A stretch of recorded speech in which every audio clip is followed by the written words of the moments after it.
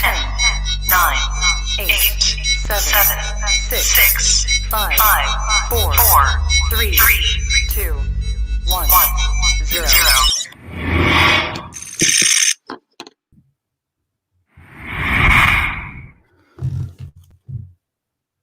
All right, welcome to another edition of the Rising Coaches Member Spotlight. Shout out to our producer KJ Kenny with the graphics as always. Excited to jump in today. We are joined by Sam Ebersold. Sam, what's up? How are you, Adam? I'm doing good. How about yourself? Yeah, I'm great. Like I told you earlier, it's an off day, so just gonna have some individuals today and just getting through the week. So it's been great so far. Yeah, off day. You're supposed to be sleeping in, but you've already been in the gym working somebody out, right? Yeah, our guys like to work. So that's a good thing. Good. I'm always available. I like to tell them. So you're a manager at Southern Illinois. This is your first year there, but you're not a freshman. You're a fifth-year senior. Yes, sir. So tell us a bit about your background, where you grew up, and how you're a first-year, fifth-year senior manager, however you say that. Yes, sir. Yeah, exactly. You haven't heard many people like me, but I'm from Downers Grove, Illinois, which is a southwest suburb of Chicago. Just grew up around the game of basketball. I have a little bit of coaching blood in me. My grandfather was a successful high school coach in Peoria, Illinois, which is central Illinois, in the 70s. But just growing up was obviously just around sports and the community itself. So that's where I kind of grew my passion at the YMCA or the park. I had a great community that really embraced basketball and just loved playing basketball. So I was very fortunate just to be around the right people. And then as I got more serious with basketball, moving into high school, then kind of got the reality that I was around a Division II, Division III player. Wasn't consistent enough to become a Division II scholarship player. So I was up to two options, going to the University of Wisconsin, Oshkosh, or going to the University of Alabama to try to pursue a tryout as a walk-on or a confirmed manager spot. And me being someone who likes to kind of push my limits, of course, I went to Alabama my freshman year and tried to walk on. It didn't work out, but I had a great first semester with Avery Johnson and that staff. I learned so much. But then around Thanksgiving time, I got the itch to play again. So I got out of Alabama, went back home for a semester, and then went up to Oshkosh and pursued playing at the Division III level, which was a time in itself. Being around those guys was great. And then after going through some personal times last year, I thought it would be best for me as my last year in college to go somewhere else. And luckily I got linked up with Coach Mullins just through prior knowing him. And now I'm here as a fifth-year senior at Southern Illinois. So I'm loving it so far. Good stuff. All right, so I got to ask you first, your time at Alabama. Yes, sir. Our guy Colton Houston was on that staff, right? Yeah, he was the Dobo. Yeah, great. Did he have the beard at the time? Yes, sir. Yeah, great beard. One of the best beards in college basketball. It's a shame he got out because he would still be holding that crown today, I think. Yeah, Colton was in charge of the manager, so we were in connection on a daily basis.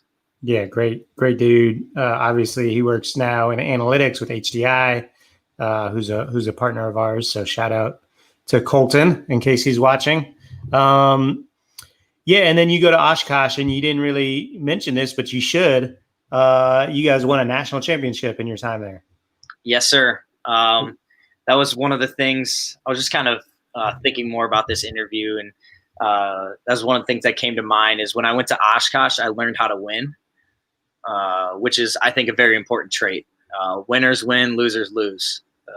So luckily I was around the right people, and we went to the national championship 2018, lost to a good Nebraska Wesleyan team, who they play a crazy 3-2 zone, and they're all like 6'5", interchangeable. So that was a tough matchup.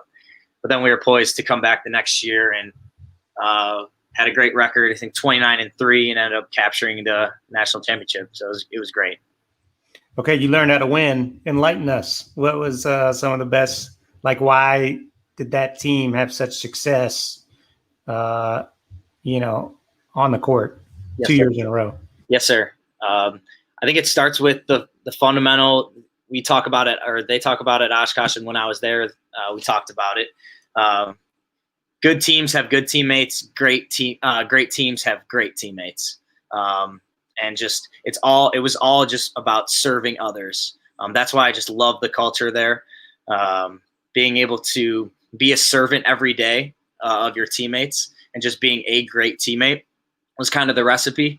And then obviously having 5 great starting lineup hoopers and great coaches and a good mix of a good system kind of puts it all together. But pretty much, I mean, if you ever head up to Wisconsin, the WEAC is a tough conference to play in at the Division III level. There's always a few powerhouses every few years. We have the most national championships, so you have to become ready to play. And the only way you come ready to play is just being a great teammate. Yeah, and it really is. It's a beautiful campus, great facilities. Mm-hmm. What did you guys like? What were some things you did daily there to build that culture? You said it like it's about great teammates. What were you guys doing regularly to enforce that? Well, first off, it just started with the guys. I mean, the coaches can tell us anything they want, but it really just kind of starts with the guys that they recruit. Wisconsin taught me that Wisconsin people are just everyday Joes, which I love to be around. So tangible things, it was just the extra effort just to stick together off the court. Obviously, you have certain friends that you're closer with, but we just had a main nucleus of our 17, 18 guys that we were there for each other no matter what. Other than that, I think what the coaches did implement, we had some great preseason workouts. We have a really strict, rigorous lifting schedule, workout schedule. And I think the whole program, our coaches, support staff, our weightlifting coach, they all get the idea of becoming a great teammate. So kind of all of their focuses are towards that goal.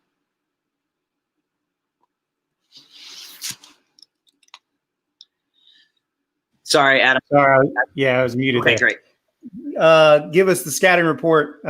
You as a player. Jeez. Okay. Well, we would do the Allen, Kobe, Rondo. So Allen would be pure shooter, Kobe, and then Rondo. I would say I would be in between a Kobe and a Rondo. I would say make sure that I don't get open shots, but when I drive, I'm looking to create. Make sure that I don't get my hands make sure I don't get my hands on the ball on defense, because that's what I love to do, is just play defense. Kind of a pure point guard, but I like to create and make some shots too. So chase them off the 3-point line, make them finish amongst the trees. Yeah, because I'm not too tall. You can't really tell right now, but I'm about 5'10", so. Yeah, and then don't get lazy with the ball because you're a pest. Yes, sir. On defense. All right, cool. I got you. We're ready for you. All right, and then you mentioned, at what point did you know you wanted to coach? So I feel like I started getting the itch, knowing that I could coach in high school. When I would be watching in our high school practices, I would be saying things that I would wish we could correct as a team, say in a specific drill. And then a few seconds later, the coach would say that out loud. So when I started realizing, or when I'm watching broadcasts of NCAA games and I see something and I think it in my head, and then the announcer says, man, they should start. They had real good success with like hedging ball screens. Maybe they should get back to that in the second half or something. But honestly, it was just growing up. I always found myself being a leader on the floor, whether that was at the YMCA or in an organized league.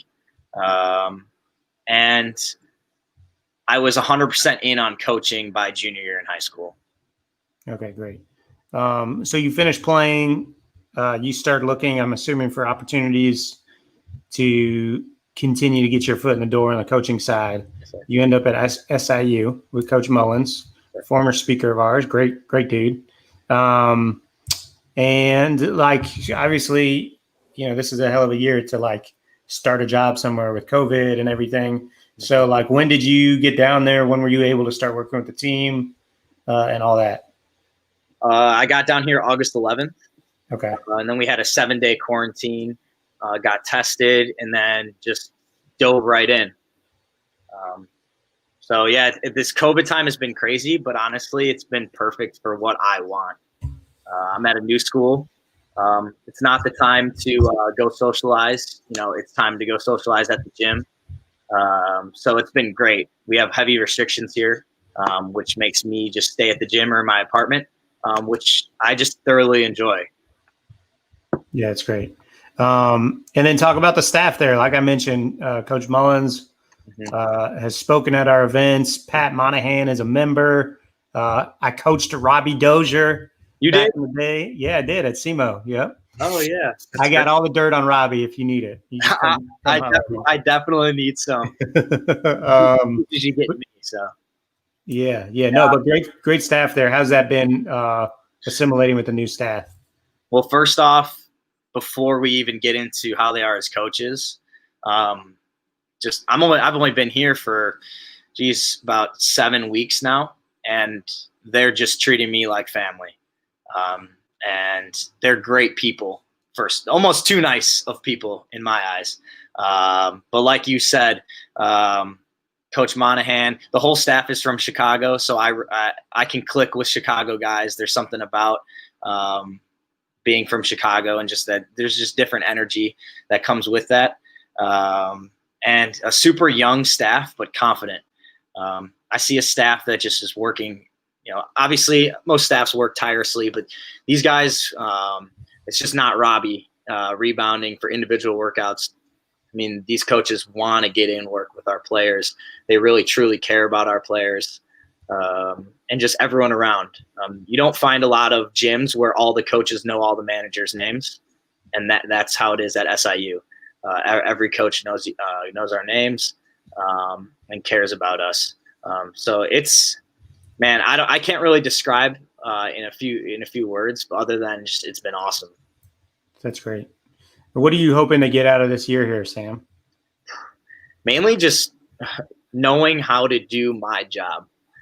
That's one of the biggest things that I've focused on and growing on in the past since quarantine, and just knowing how to execute my job. Managers, like they say in the NBA, it's a make or miss league. Being a manager is a make or miss league. You either do the job right or you do the job wrong. So mainly that's kind of the biggest thing that I want to take away. Is just being able to execute whatever job is given to me.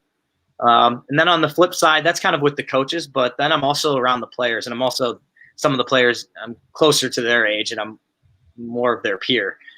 So just learning how to communicate with them, what makes them tick, how to make an impression on them, and make sure that I'm impacting them in a positive way, and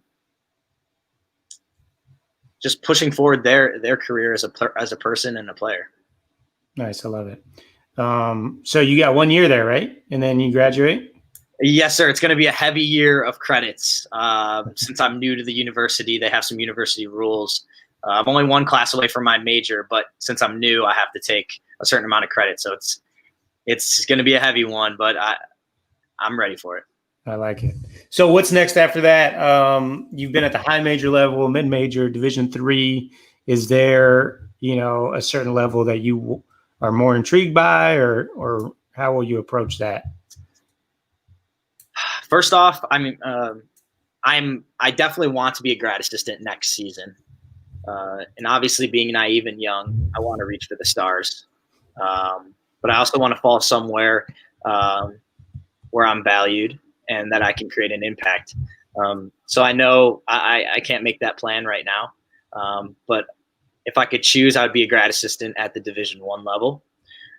But something that has really taught me about your podcast and just listening to the guys, because I mow lawns for my job, so I got tired of music.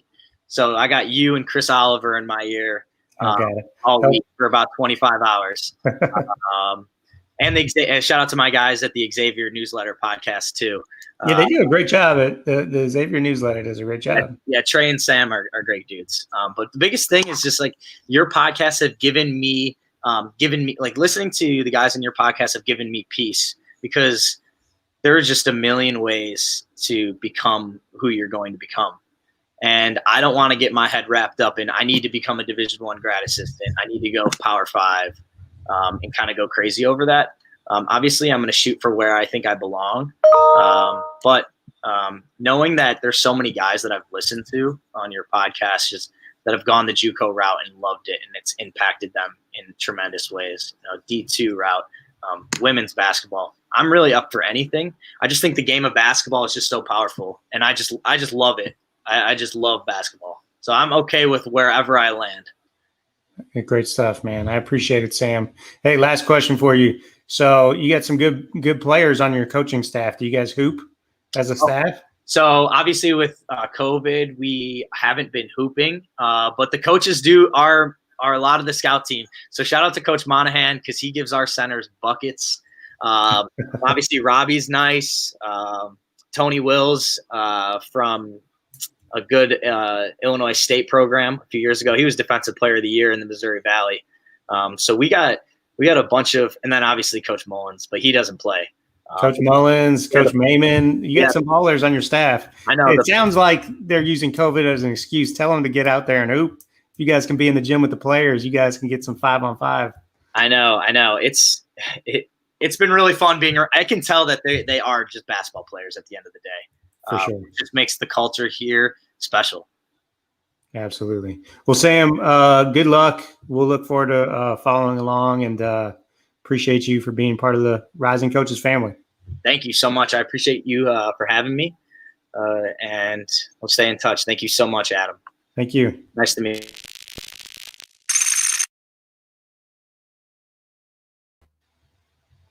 All right, we're back with Shaun McKinney, Grand Valley State. Shaun, what's up, man? How are you? Good. How are you doing, Adam? I'm doing great. Yeah, of course. Thanks for being on. Shaun, give us the scoop, man. Tell us a little bit about your background and kind of where you're from and how you got into coaching. So I'm from Lanesburg, Michigan, small hit town in the middle of nowhere, about 25 minutes northeast of Michigan State University. So that's where I grew up. I played basketball my whole life. You a Spartans fan? What's that? Were you grew up a Spartans fan? Absolutely. Yeah. Still am deep down. So I was the water boy for my high school team ever since I was probably like 7-8 years old. Never missed a varsity game up until I started playing. I was a 3-year varsity player. I was a pretty solid player. I started most of my career. My senior year, we lost a state championship game by 1 point to Flint Beecher, who at that time had Monte Morris as a senior, who's now killing it for the Denver Nuggets. So I guess we don't feel too bad about that one. Right. After high school, I had some offers and interest to play Division III basketball, but I thought I did my time. I thought I could hang it up, and I just wanted to coach travel basketball and coach high school basketball for the rest of my career. I did 1 year at Michigan State, and then I had 3 buddies who convinced me to leave Michigan State and transfer to Olivet College, Division III school about an hour south of Lansing area. I was there for a year. I had a decent time. Wasn't exactly how I wanted my playing career to go. There was a lot of off the court issues that the program had in itself. And I decided that if I wasn't enjoying basketball anymore at that point, I wanted to at least join my college career. So I transferred back to Michigan State. And while I was there, I worked with the women's scout team under Susie Merchant. So I did that for 3 years and continued coaching high school basketball. And that was kind of when I knew that I really wanted to get into college coaching, when I worked with the scout team at Michigan State.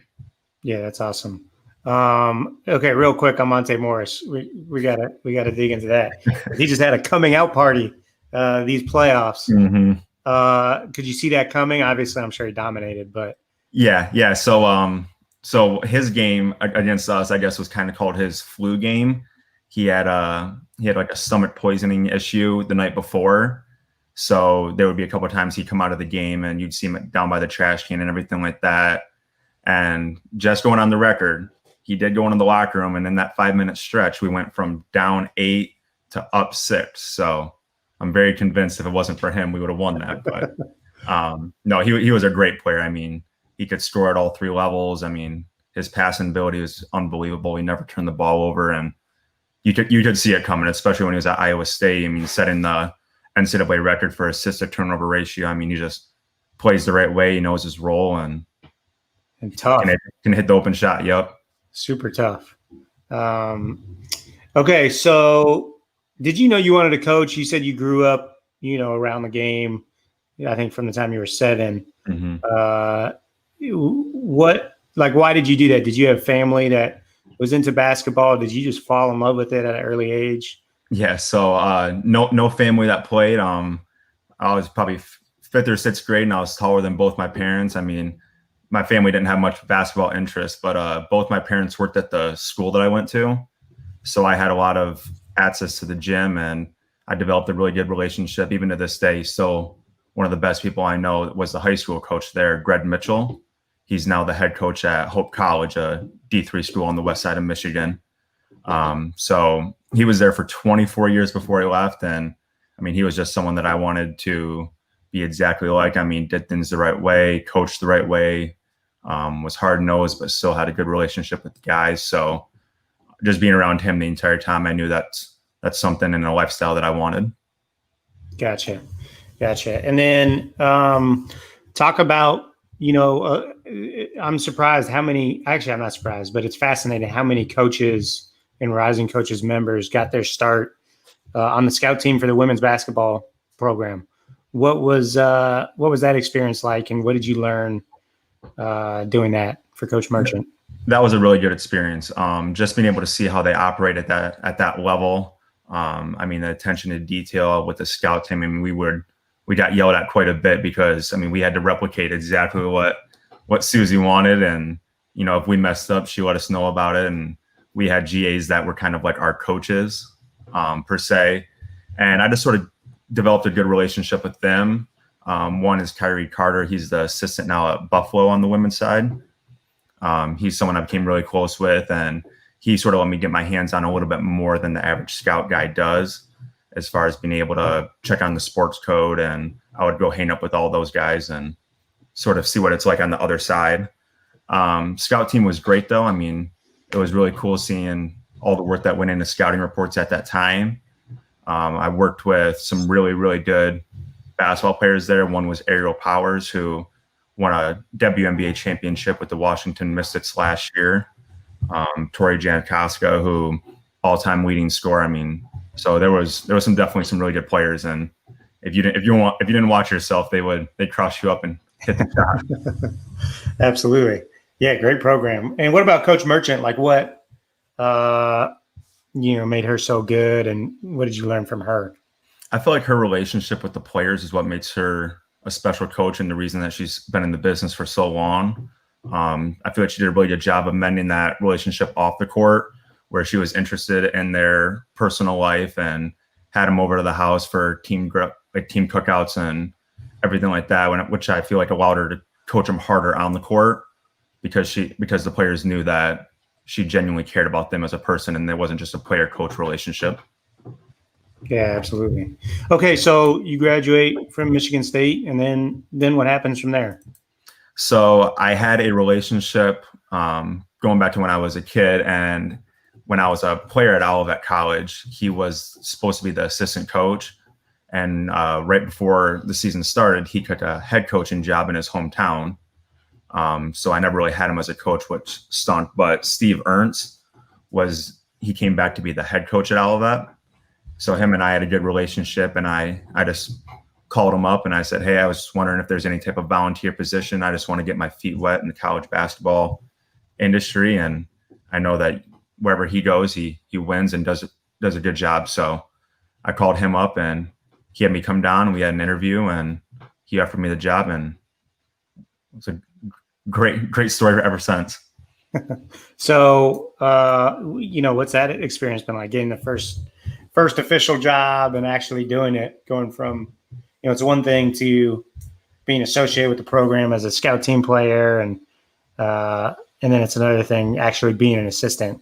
So how has that been, and kind of what have you learned throughout that?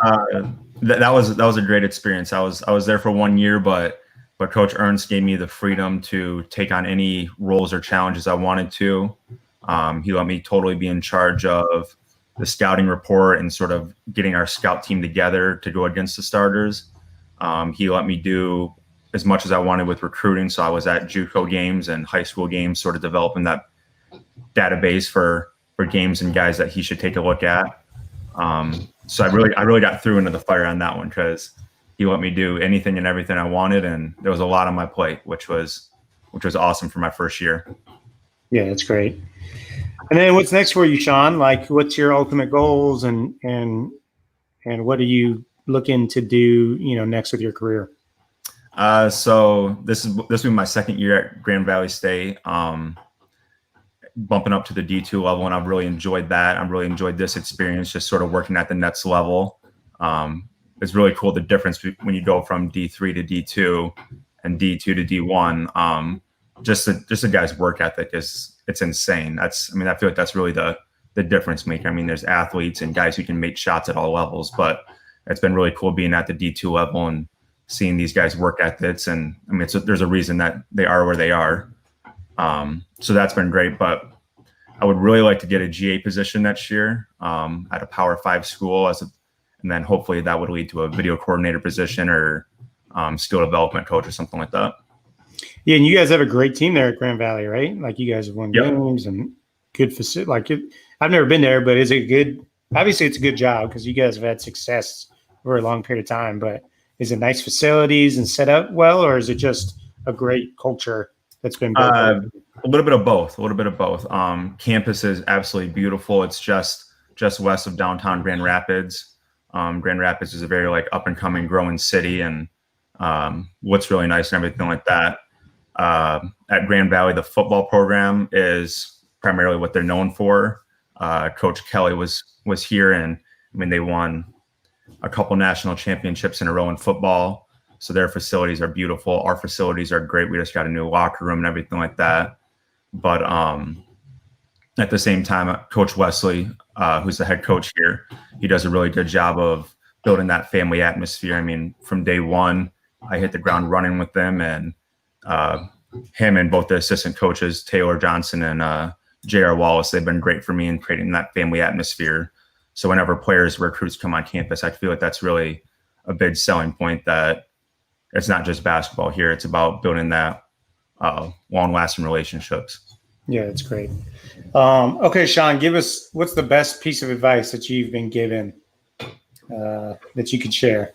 The best piece of advice I've been given. I guess be true to yourself is probably the best advice I've been given.